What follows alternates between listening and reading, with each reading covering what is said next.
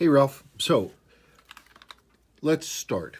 You you're starting out at the beginning of your Seiko journey, and you were looking for some of the iconic Seiko watches. You wanted to start collecting these because the watches that you previously had collected are becoming overvalued, and you heard a lot about Seiko, and you want to move into it. Well, it's as good a time as any to start, and thinking about iconic models of Seiko. Pretty much one of the most iconic is the 6309 Diver. This one is a big enough deal that Seiko actually essentially reissued these in 2015.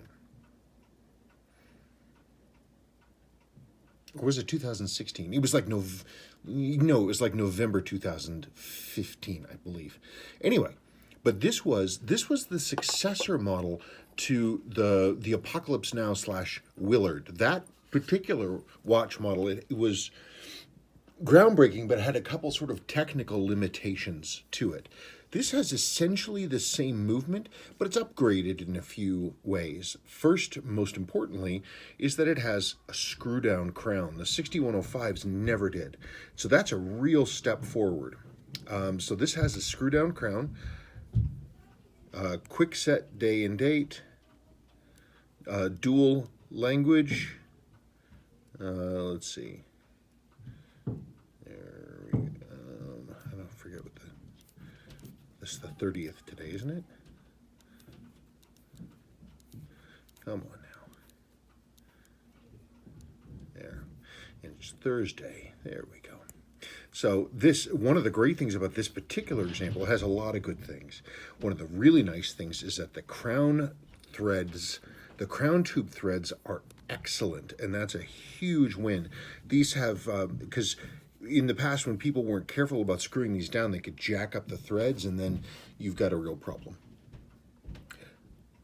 One of the things that's most important about Seiko is originality. Obviously, I'm sure the same thing is true with Rolex, but I don't think in terms of Rolex that it's quite as expected or as important for a watch to not only be original, but original to itself. That's kind of a big deal. Seiko Lume is a huge deal. It's a gigantic piece of the puzzle when it comes to originality, because unlike, say, Rolex, where you have tritium lume mixtures that patina and change over time, Seiko Lume, except when it's going to stay the same color. It doesn't really patina unless water gets in, and if any moisture gets in, it doesn't turn a nice, pleasing, pleasant, interesting color. It turns gray and or black. So when you're looking at vintage vintage Seiko, to see all original white lume like this, that's a big deal. That's really important. A lot of these parts, most of these parts are completely unavailable in terms of originality. You can get reproductions, but they're not good. So again, to have it be completely original is a big deal. This is a completely original watch. It is a late 6309 7049. The second 9 tells us it was destined for the North American market. It is what's called a Suwa, which means it was made in the Suwa plant still in Japan.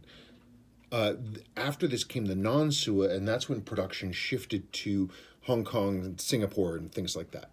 Malaysia now these days. But this was an honest made in Japan special. It's on the later end of the spectrum. It's 1981, but it's a good watch. And these are really, they're sort of unbeatable. One of the reasons I love them so much is because there's nothing, it's not pretending to be anything other than what it is. It's a dive watch. That's what it is. That's all it is. There's nothing extra. There's nothing special. There's nothing fancy. Everything that's there is there for a reason, and it's a purpose-built dive watch. This particular piece is completely restored. I restored this. I upgraded the movement with lower mainspring arbor jewels, and let's see, the train is fully jeweled, which is nice. So it's a completely jeweled model, rebuilt with all new seals. It's good to go. It has the original finish. Now, again, unlike Rolex, or my understanding of Rolex, is that having the original case finish is also a big deal, even if you've got binks and bonks and bumps. This one has some binks and bonks and bumps, but no abuse. I mean, it shows wear, but it doesn't, it was never jacked with. It's a good watch. This is what good looks like. That's a good daily wear, an excellent place to start if you wanted to start in on a Seiko collection. That's a good place to start. Let me know if you're interested in that.